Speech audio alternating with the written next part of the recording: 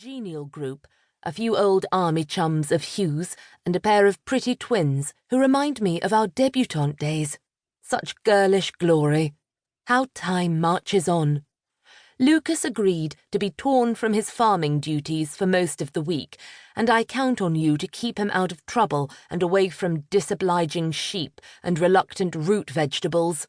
It will be heaven to have dear friends here again. We've missed you. Bring your riding togs. We'll have 3 new additions to our stables, brought all the way from Ireland. I can't wait for you to see the improvements I plan for the grounds here, and will welcome your suggestions. I do hope you can come despite the late notice. Yours affectionately, Pamela. Chapter 1. Fernald Hall, Broughton Magna, Gloucestershire. A Saturday afternoon in June, 1925. The brick stable-yard was clattering with laughing guests and lofty horses, the equine's blindingly shiny tack redolent of harness oil, brass polish and saddle soap. The humans were equally well turned out, and Lady Adelaide Compton was glad she'd had a new riding habit made.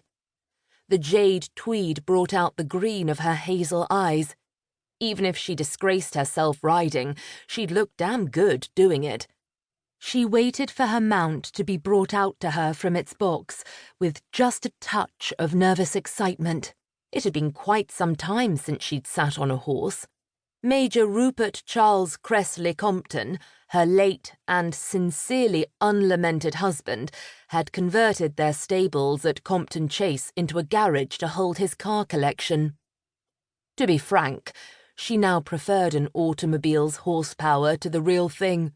Much to her late and sincerely lamented father's disappointment, despite years of pony club, she'd never been a natural horsewoman. It was doubtful she'd turn into Boudica 1 month shy of turning 32. She swallowed as a horse was led to her. It was very tall, glossy as the rest of Hugh's mounts, perhaps even glossier. A lovely colour, rather like an Irish setter, which made sense since he was an Irish horse, but still. Addie had reservations. Her reluctance must have shown, for the Irish horse stud owner, Patrick Cassidy, as glossy and burnished as the horse itself, touched her shoulder. Ordinarily, she would have stiffened at the familiarity. She'd only met the man at lunch, but this week she was trying to be the woman everyone expected her to be. A merry widow, sophisticated, rich and titled, not a care in the world. Closets full of first-class fashion, half of which she'd apparently brought with her for the week-long house party, since her maid, Beckett, wanted her to make a good impression. Even if she changed 10 times a day, she'd never repeat herself. With her usual cheeky candour, Beckett had informed Addie that she needed some fun. A flirtation was just the ticket, one that might even turn into a fling, as was de rigueur at so many country house parties. Naughty nocturnal navigations. What her maid left unsaid, something to take away the sting of Addie's unsuccessful attempt to seduce Detective Inspector Devenand Hunter of Scotland Yard.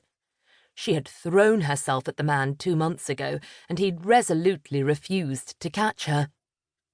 Patrick Cassidy looked more than capable of fielding flying females. "I picked him out specially for you, Lady Adelaide," Mr. Cassidy said. "He's a touch over 17 hands. Isn't he grand, and as gentle as any lovely young woman such as yourself could wish?" In other words, this particular horse was almost as big as horses grew. Addie swallowed again. The man's Irish accent was charming. He accompanied his horses to the Fernalds for the sale from Belfast a few days ago. According to Pamela, his horses were world famous, and he was as much sought after as a dinner companion as a horse breeder. He certainly was attractive, if overly optimistic about her riding skills. Addie smiled.